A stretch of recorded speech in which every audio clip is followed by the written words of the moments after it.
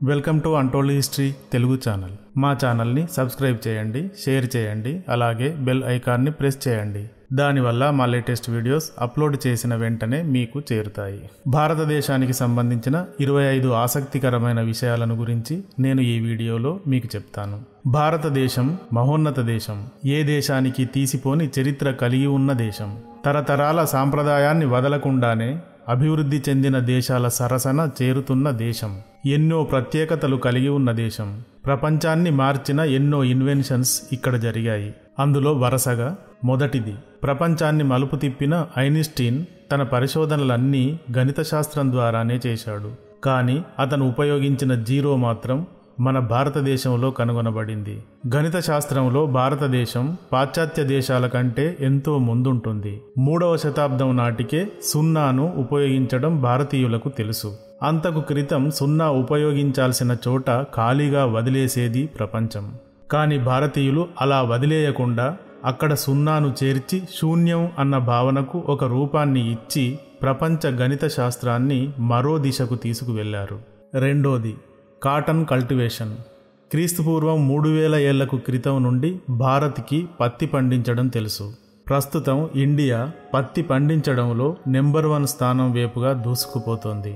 ప్రతి ఏటా China 33 million బేళ్లను ఉత్పత్తి చేస్తుండగా భారత్ 27 మిలియన్ బేళ్లను ఉత్పత్తి చేస్తోంది. తర్వాత మూడవది, గోవులు. ప్రపంచ దేశాలన్నింటా ఆవును పాల కోసము, మాంసం కోసము పెంచుతూ ఉంటారు. భారత్లో మాత్రం ఆవును ఒక దేవతగా చూస్తారు.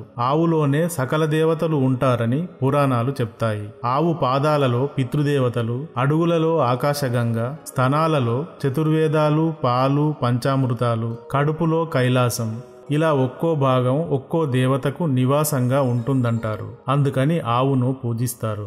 ఆవు పాలు, పెరుగు, వెన్న, నెయ్యి, పేడ, మూత్రం అన్నింటిలోనూ ఔషధ గుణాలు ఉంటాయని వాటిని ఉపయోగిస్తూ ఉంటారు. గోవును దైవంతో సమానంగా పూజిస్తారు కాబట్టి గో సంరక్షణ చట్టం తేవాలంటూ 8 కోట్ల మంది సంతకాలతో ఓ వినతి పత్రాన్ని 2010లో రాష్ట్రపతి ప్రతిభా పాటిల్కు సమర్పించారు.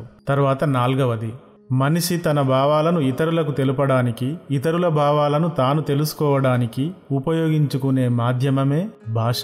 భారతదేశంలో 3372 భాషలు మాట్లాడేవారు ఉన్నారు. ఇన్ని భాషలు మాట్లాడేవారు మరే దేశంలోనూ లేరు. భారత్లో హిందీ, ఇంగ్లీష్ కాకుండా 22 భాషలకు అధికారిక భాషలుగా గుర్తింపును ఇచ్చారు. మరో విషయం ఏమిటంటే, ఇంగ్లీష్ మాట్లాడే దేశాలలో అమెరికా 28,31,60,40,411 మందితో మొదటి స్థానంలో ఉండగా భారత్ 12,53,44,737 మందితో 2వ స్థానంలో ఉంది. తర్వాత 5వది, భారత్ ప్రపంచంలోనే అతిపెద్ద ప్రజాస్వామ్య దేశం. అత్యధిక సంఖ్యలో ఓటర్లను కలిగి ఉన్న దేశం. 900 మిలియన్లకు పైగా ఓటర్లు ఉన్నారని ఒక అంచనా. 6వది, భారత్లో నిమిషానికి 51 జననాలు, గంటకు 3060, రోజుకు 73,440 జననాలు నమోదవుతున్నాయి. దీనిని స్వీడన్ అను దేశంతో పోలిస్తే స్వీడన్లో సంవత్సరం మొత్తంలో జరిగే జననాలు భారత్లో జరిగే ఒక్కరోజు జననాలకు సమానంగా ఉంటుంది. 7వది, సుగంధ ద్రవ్యాలకు భారతదేశం పుట్టినిల్లు. సుగంధ ద్రవ్యాలకు సంబంధించిన 80 రకాల వృక్ష జాతులలో 50కి పైగా జాతులను భారతదేశంలోనే పండిస్తారు. సోపు, సీమ సోపు, నల్ల జీలకర్ర, కేరళ కొత్తిమీర, ఇంగువ, సోంపు, కుప్పి సోంపు, వాము, ఆవాలు, జీలకర్ర మొదలైన 20 రకాల సుగంధ ద్రవ్యాలు భారత్లో పండించబడి ప్రపంచమంతటికి ఎక్స్పోర్ట్ చేయబడుతూ ఉంటాయి. ప్రపంచంలోని సుగంధ ద్రవ్యాలలో 70.6% ఉత్పత్తి భారత్లోనే జరుగుతుంది. 8వది, భారత్ ఇప్పుడు ద్వీపకల్పంగా ఉంది. ద్వీపకల్పం అంటే 3 వైపులా సముద్రం ఉండి ఒకవైపు భూభాగం ఉండటం. కానీ ఇదే భారతదేశం కొంతకాలం క్రితం ద్వీపంగా ఉండేది. అంటే 4 వైపులా నీరు ఉండే భూభాగం. మరి ఇది ఎలా సాధ్యమైందంటే 200 మిలియన్ సంవత్సరాల క్రితం ఆ కాలాన్ని జురాసిక్ ఎరా అనేవారు. అప్పుడు భూభాగం అంతా లారేసియా ల్యాండ్, గోండ్వానా ల్యాండ్ అని 2 భూభాగాలుగా ఉండేది. భారత భూభాగం ఈ గోండ్వానా భూభాగంలోనిది. తర్వాత గోండ్వానా ఫలకం ముక్కలైంది. ఆ తర్వాత భారత ద్వీప పలకం ఈశాన్య దిశగా ప్రయాణించి యురేసియా పలకంతో ఢీకొట్టింది. అప్పుడే డైనసార్లు అంతరించాయి. అప్పుడే హిమాలయాలు ఏర్పడ్డాయి. భారత ఉపఖండం ద్వీపకల్పంగా మారింది. ఇదంతా 50 నుండి 100 మిలియన్ సంవత్సరాల మధ్య జరిగింది. 9వది, భారత్ ప్రపంచంలోనే పెద్ద ప్రజాస్వామ్య దేశం, విజయవంతమైన ప్రజాస్వామ్య దేశం. పాపులేషన్లో చైనా మొదటి స్థానంలో ఉన్నప్పటికీ ఆ దేశం డెమోక్రటిక్ రాజ్యాంగాన్ని అనుసరించటం లేదు. పాపులేషన్లో 2వ స్థానంలో ఉన్న భారత్ డెమోక్రటిక్ రాజ్యాంగాన్ని అనుసరిస్తుంది. కనుక భారత్ పెద్ద ప్రజాస్వామ్య దేశం. తర్వాత మరో విషయం ఏమిటంటే 1947 నుండి ఇప్పటి వరకు అదే విధానంతో కొనసాగుతూ ఉంది. ఎప్పుడూ కూడా ప్రజాస్వామ్య విధానం కూలిపోలేదు. 1975 నుండి 1977 వరకు ఎమర్జెన్సీని అమలు చేసి దాని ద్వారా ప్రజాస్వామ్యాన్ని కూల్చివేసే ప్రయత్నాలు జరిగినా అది నెరవేరలేదు. 10వది, భారత్ వంటకాలు ప్రపంచమంతటా మంచి రుచికల వాటిగా గుర్తించబడ్డాయి. రైస్ కేక్, పెరుగు, షుగర్, నెయ్యి, జీడిపప్పు, మామిడి పండు మొదలైన వాటితో చేసే ఆహార పదార్థాలు భారతదేశం నుండి విస్తరించినవే. భారతీయ వంటల విస్తృతికి 8000 ఏళ్ల చరిత్ర ఉంది. పోర్చుగీసు, ఇంగ్లీషు వారి చేత ఇది మరింత విస్తరించబడింది. ఇప్పుడు ప్రపంచంలో ఏ దేశానికి వెళ్ళినా అక్కడి సిటీలలో భారతీయ రెస్టారెంట్స్ ఉంటాయి. 11వది, భారత్ ప్రపంచంలోనే అతి పెద్ద శాకాహార దేశం. Belgium 7%, Brazil 14%, Canada 9.4%, China 4%, Denmark 4%, Finland 2%, France 5%, Germany 10%, Greece 2%, Mexico 19%, Bharat 30%తో మొదటి స్థానంలో ఉంది. 12వది, భారత్ ప్రపంచంలోనే అత్యంత ప్రాచీన నాగరికత కలిగిన దేశం. Egypt, China, Bharat, Ethiopia, Greece, Japan, ఇరాన్లు వరుసగా ప్రాచీన నాగరికతలు కలిగిన దేశాలుగా గుర్తించబడ్డాయి. 13వది, భారత్ ఇంగ్లీషు వారి ఆక్రమణకు ముందు ప్రపంచంలోని ధనిక దేశాలలో ఒకటిగా ఉండేది. ఇప్పుడు అత్యంత వేగంగా ఆర్థికాభివృద్ధి చెందుతున్న దేశాలలో ఒకటిగా ఉంది. 7.14% జీడీపీతో దూసుకుపోతోంది. 5000 ఏళ్లకు ముందు నుండి యోగా భారత్లో ఉంది. ప్రస్తుతం యోగా ప్రపంచం అంతటా విస్తరించింది. జూన్ 21న ఇంటర్నేషనల్ యోగా డేను జరుపుకుంటారు. 14వది, పంజాబ్ రాష్ట్రం అమృత్సర్ స్వర్ణ దేవాలయంలో ప్రతిరోజు 1,00,000 మందికి ఉచితంగా శాకాహార భోజనం వడ్డిస్తారు. ఇక్కడ ప్రతిరోజు 2 లక్షల రొట్టెలు, 1.5 టన్నుల పప్పును తయారు చేస్తూ ఉంటారు. ఇలాంటిది ప్రపంచంలో మరెక్కడా లేదని చెప్పవచ్చు.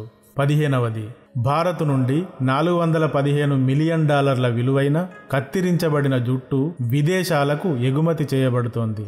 16వది, భారతీయ రైల్వేలలో 1.3 మిలియన్ కన్నా ఎక్కువ మంది ఉద్యోగులు ఉన్నారు. అలాగే పొడవాటి రైలు మార్గం కలిగి ఉండటంలో 65,000 కిలోమీటర్లతో 4వ స్థానంలో ఉంది. 2,50,000 కిలోమీటర్లతో అమెరికా మొదటి స్థానం, 1,00,000 కిలోమీటర్లతో చైనా 2వ స్థానంలోను, 85,500 కిలోమీటర్లతో రష్యా 3వ స్థానంలోనూ ఉన్నాయి. 17వది, ప్రపంచంలో 488 మిలియన్ల నుండి 535 మిలియన్ ప్రజలు బౌద్ధ మతాన్ని అవలంబించి ఉంటారు. ప్రపంచ జనాభాలో ఇది 10%గా ఉంటుంది. ఇలాంటి బౌద్ధ మతాన్ని స్థాపించిన గౌతమ బుద్ధుడు భారత సంతతికి చెందినవాడు. 18వది, ప్రపంచంలోనే పొడవైన రోడ్డు మార్గం కలిగి ఉన్న దేశాలలో భారత్ 5,903.293 కిలోమీటర్లతో 2వ స్థానంలో ఉంది. 5,859.500 కిలోమీటర్లతో చైనా 3వ స్థానంలోను, 1,751.868 కిలోమీటర్లతో బ్రెజిల్ 4వ స్థానంలోను, 1,452.200 కిలోమీటర్లతో రష్యా 5వ స్థానంలోనూ ఉన్నాయి. 19వది, భారత్లో 15% మంది ముస్లింలు జీవిస్తున్నారు. ఇది చాలా ముస్లిం దేశాల పాపులేషన్ కన్నా ఎక్కువ. 20వది, షాంపూ అనేది భారత్ నుండి ప్రపంచం అంతటికీ విస్తరించింది. ఎండిన ఉసిరి, ఎండు కుంకుడుకాయలు, ఎండు శీకాకాయలను ఉడికించి ఆ ద్రావణాన్ని షాంపూగా వాడేవారు. తర్వాతి కాలంలో యూరోపియన్స్ వాణిజ్యం కోసం ఇండియాకు వచ్చినప్పుడు దీనిని చూసి షాంపూ అన్నారు. అలా అది అంతటా విస్తరించింది. 21వది, భారత్ సినిమా.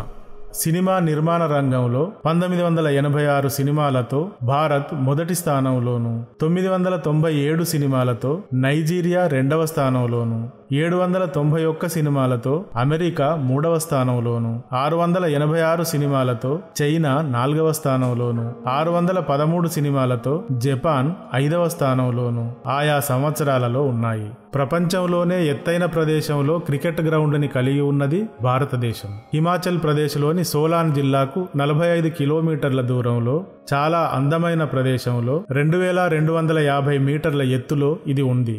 దీనిని చైల్ క్రికెట్ గ్రౌండ్ అని పిలుస్తారు. అక్కడి అభయారణ్యం పేరు చైల్ కనుక ఆ పేరు వచ్చింది. బ్రిటిషర్స్ కాలంలో పాటియాలా మహారాజు కొరకు వేసవి విడిదిగా దీనిని నిర్మించారు. 23వది చంద్రునిపై నీటి జాడను కనుగొనటం. 2008 అక్టోబర్ 24న చంద్రయాన్ 1ని ప్రయోగించారు. ఈ ప్రయోగం ద్వారా చంద్రునిపై మంచు రూపంలో నీరు ఉన్నట్టు మొదటిసారిగా కనుగొనబడింది. 24వది భారత్లో తలుపులు లేని గ్రామం ఉంది. దాని పేరు శని సిగ్నాపూర్. మహారాష్ట్రలోని అహ్మద్ నగర్ జిల్లాలో ఉంటుంది. షిరిడీ క్షేత్రానికి 60 కిలోమీటర్ల దూరంలో ఉంటుంది. కలియుగం ఆరంభం నుండి ఈ గ్రామం ఉన్నట్టుగా నమ్ముతారు. ఇక్కడ శనిదేవుడు కొలువై ఉంటాడు. శనివారం తప్ప మిగతా అన్ని రోజులలో ఈయనకు తైలాభిషేకం చేస్తారు. గుడికి తలుపులు కాని కప్పు కాని ఉండవు. ఈ ఊరిలో ఏ ఇంటికి గాని దుకాణానికి గాని తలుపులు ఉండవు. పోస్టాఫీసుకు కూడా తలుపులు ఉండవు. అక్కడ ఇంతవరకు దొంగతనం జరగలేదు. ఎవరైనా దొంగతనం చేస్తే ఊరి పొలిమేరలు దాటేలోగా రక్తం కక్కుకొని చనిపోతారు అని విశ్వాసం. 25వది ప్రపంచంలోనే అత్యధిక వర్షపాతం నమోదైన దేశంగా భారత్ ఉంది. మేఘాలయ రాష్ట్రంలో చిరపుంజి ప్రాంతం ప్రపంచంలోనే అతి తేమగా ఉండే ప్రాంతంగా గుర్తించబడింది. ఇక్కడ 1960-61 మధ్యకాలంలో జూలై నెలలో 9300 మిల్లీలీటర్ల వర్షపాతం నమోదై రికార్డయింది. భారతదేశం సువిశాల దేశం. అనేక మతాలు, అనేక తెగలు, అనేక సంస్కృతులు, అనేక నదులు, కొండలు, అడవులు, భాషలు కలిగిన దేశం. చెబుతూ పోతే వేలాది ప్రత్యేకతలు ఎన్నో ఇక్కడ ఉంటాయి. మరోసారి మరిన్ని ప్రత్యేకతలను చెప్పుకుందాం. Thank you.